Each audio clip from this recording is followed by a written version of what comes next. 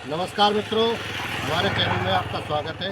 आज ये भाई बहुत दूर दूर से आए, ये दिल्ली रहते हैं ज़्यादातर और आज ये छुट्टी आए कई दिन में, तो इनके मन में कोई सवाल है और इनके भी कोई सवाल है, तो कुछ पूछो। क्या पूछने आए थे तुम बताओ। नमस्कार गुरु जी। नमस्कार जी, नमस्कार। बताओ। हाँ तेज बताओ थोड़ा सा। गुरु जी ये बताओ, कर्म बड़ा है या फिर क्या बोलते हैं कि जैसे हम कहें कि भाई लोग जैसे मीट मांस खा रहे हैं, किसी जीव की हत्या करना सही है या गलत है? अगर बोलते हैं कि भाई अगर नहीं काटोगे इनको तो जो इनकी तादाद बढ़ जाएगी।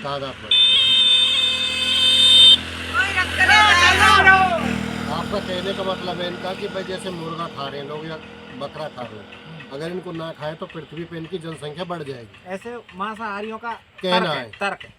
अब भाई लोग तो कौवा ने भी नहीं खा रहे, क्या कौवा इतने हो गए पृथ्वी पे जो रही ना रही, कुत्ता ने ना खा रहे, तो इसका मतलब तो ये तो गलत तर्क है। ऐसी मिथ्या बातों पे विचार ही नहीं करना चाहिए कि ये तो बेकार की बात है कि जिनको नहीं खाएंगे उनकी जनसंख्या बढ़ जाएगी। सीधी टक्कर न मार दे।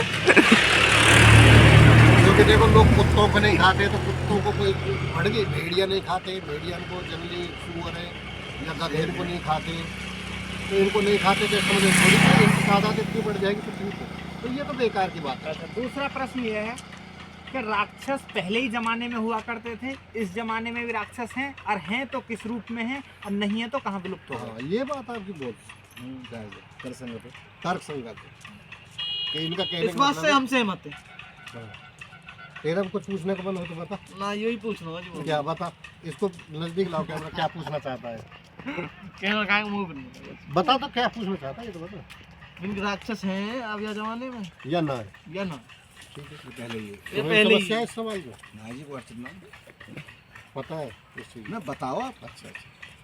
देखो पहले जो राक्षस प्रवृत्ति के और देव प्रवृत्ति के लोग पूरी पृथ्वी पे अलग अलग रहते थे। जैसे आपने कथाएं सुनी होंगी कि जी हिरणाक्ष पृथ्वी को लेके भाग गया,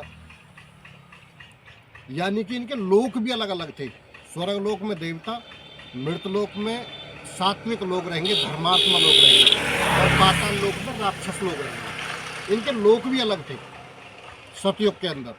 उस ध्यान से सुनने की बात है, इनके लोक भी अलग अलग थे। ठीक बात है। स्वर्ग लोक में देवता, मृत लोक में पूरी पृथ्वी पर इस पर रहते थे धर्मात्मा लोग, और पाताल लोक में होते थे राक्षस लोग।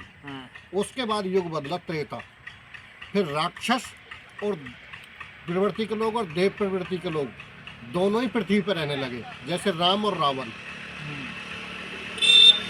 फिर हो गए अलग अलग उनमें, मतलब एक क्षेत्र में राक्षस रहते हैं, फिर बट गए इनके क्षेत्र पृथ्वी पर ही। उसके बाद आ जाता है द्वापर, और दोनों प्रवृत्ति के लोग होने लगे एक ही घर में पैदा, जैसे कौरव और पांडव। फिर क्षेत्र में नहीं रहे। बहुत सही बात कही गुरु जी, बहुत सही बात है। फिर क्षेत्र में नहीं रहे, फिर एक कुल में ही पैदा होने लगे, राक्षस भी और देव संगत लोग भी। पांडव देखो देख कितने वो थे, युधिष्ठिर थे और वहीं दुर्योधन था। एक घर में एक घर में ही पैदा होने लगे। उसके बाद शुरू हो जाता है कलयुग। पहले लोक में रहते थे अलग अलग, फिर क्षेत्र बट गए राक्षस और देवताओं के। उसके बाद में बटे परिवार, राम राम, और उसके बाद में आ गए कलयुग। फिर परिवार, उसके बाद में कलयुग आने के बाद में, कलयुग आने के बाद में जो देवता संगति के लोग और राक्षस प्रवृत्ति के एक ही आदमी में रहने लगे, परिवार भी बंद हो गया। दोनों को नहीं पहले ढूंढते ना जो दोनों, कलयुग में आके एक ही आदमी में आ गए। कभी उसमें राक्षस प्रवृत्ति पैदा हो जाएगी, कभी सतोगुण पैदा हो जाएगा। जैसे कुछ संत महात्माएं पहले भागवत कथा करेंगे, पता पड़ी रात को बलात्कार कर रहे हैं जी, रेप केस में फंस रहे हैं, बिल्कुल सही, बीड़ी सिगरेट उड़ा रहे हैं, बीड़ी सिगरेट उड़ा रहे हैं। बिल्कुल फिर कलयुग आते आते राक्षस और देवव्रत जो सब सात्विक गुण थे वो एक ही आदमी में प्रवेश कर गए। उससे पहले परिवारों में थे, फिर क्षेत्रों में थे, उससे पहले लोकों में थे। बहुत गुरुजी, बहुत ही जो मतलब मन ज्ञान पसंद की बात जवाब है। दिया गुरुजी। गुरुजी अब एक ही आदमी में दोनों गुण पाते। पहले एक आदमी में एक ही गुण होता था। दोनों गुण है। अगर राक्षसी गुण है तो राक्षसी गुण है उसमें पूरा। हाँ युधिष्ठिर में अगर धर्मराज के अवतार है तो पूरा जन्म से लेकर मृत्यु तक धर्मराज ही रहेगा। और अब एक ही आदमी में दो दो है।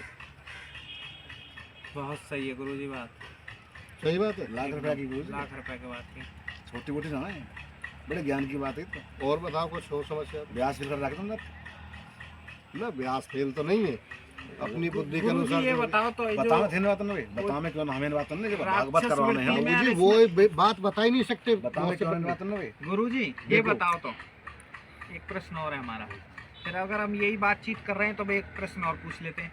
जो होलिका दहन होता है उसमें होलिका मैया की जय क्यों बोली जाती है? वो हमारे गलत ज्ञान बोलते के हैं, मुताबिक गलत बोलते हैं वो लोग। क्या करना चाहिए उसमें मार्गदर्शन करें। भक्त प्रहलाद की जय जयकार होनी चाहिए, भगवान विष्णु की जय जयकार होनी चाहिए। अच्छा, और का मैया की जय जयकार कुछ नहीं है। क्योंकि होलिका तो जहाँ तक हमें पहले की बात तो होलिका की शादी नहीं हुई थी, वो मैया कहाँ से बन गई? जिसकी शादी नहीं होगी वो माँ कैसे बन जाएगी?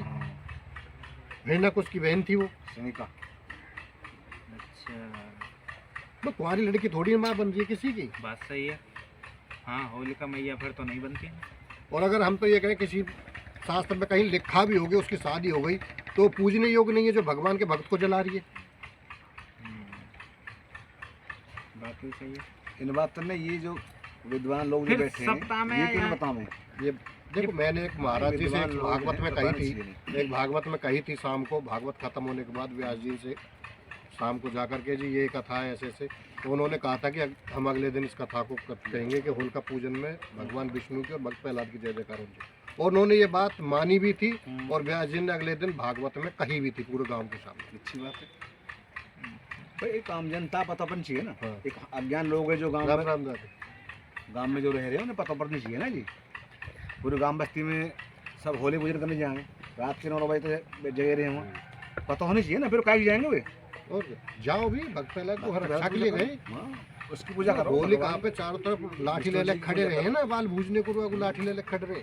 वो भक्त नहीं थे, वो हिरण्यकुश के आदमी का भक्त पहला छूट करना भग जाए। मैं बिल्कुल वो नर्तन करे ना, नाचे, तांडव करे। और यहाँ होली और जो मार्च भक्त लगेगा। होगा वो भक्त परिक्रमा लगाएगा, वो भक्त है जो विष्णु भगवान की जय जयकार लगा के परिक्रमा हाँ, गुरुजी, लगाएगा, बहुत वो काम की भक्त है बात कही है। विष्णु भगवान का। हाथ जोड़ और जो झोर का मैया की जय जयकार कर कर लगाओगे ना परिक्रमा, वो समझ लो कि वो हिरण्यकुश के परिवार का है। बहुत गुरुजी काम की बात कही आपने। जय हो गुरु जी की, जय हो गुरु जी। आश्रम पकड़ लो। ना आश्रम तो देखो ये आश्रम जाएगी। अच्छा चलो ठीक है, अगर और भी कोई कभी समस्या हो तो हमसे ठीक है जी। अपनी सामर्थ्य के अनुसार बताने की कोशिश करेंगे। और राम राम गुरुजी। जय राम जी की। राम राम। और भी कोई बात हो तो बताओ। ना गुरुजी अभी के लिए तो समस्या अभी के लिए निपट तो गई। समस्या फिर निपट किसी गई। नए प्रश्न के साथ मिलते हैं। ठीक है कोई बात नहीं। ओके 8 मिनट की रहेगी ना अभी।